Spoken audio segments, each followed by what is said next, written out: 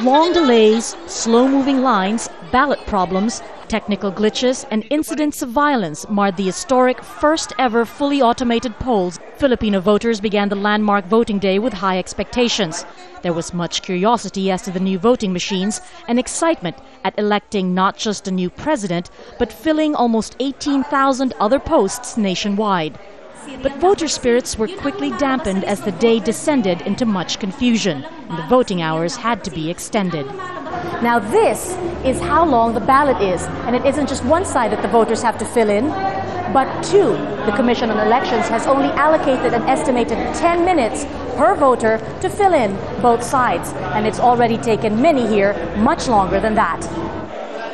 President Gloria Arroyo finished voting in just over 5 minutes, but it took much longer for many others, including leading presidential candidate Benigno Aquino III, who encountered problems with the machine and had to wait while contingency plans were put in place.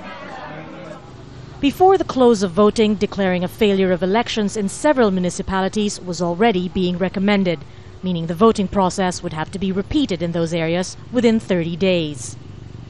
Some voters said they felt disenfranchised, failing to find their names on voters' lists or having to leave before they could cast their ballots due to the long delays. Others, however, were determined to wait, no matter how long it took. Medyo confused. It was a bit confusing whether it will work or not, but I just wanted to make sure I got to vote because it's my right to elect a new leader. Thousands of government troops were deployed around the country to ensure the safety of the process, but several people were killed in violent incidents in certain trouble spots. Poll watchers also said vote buying occurred in a number of precincts, and fears remain of possible electoral fraud during the canvassing of votes. Despite all this, authorities say that in general the elections were a success. We will be giving updates every so often, every few hours, and before midnight we should have about 60 or 70%. Their own votes cast, the presidential contenders now wait for the results to come in, but it won't be as soon as previously expected. The day's problems have meant the official tallying had to be delayed.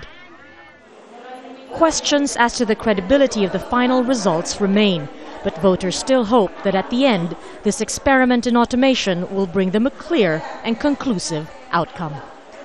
Marga, Ortigas, Al Jazeera, Manila.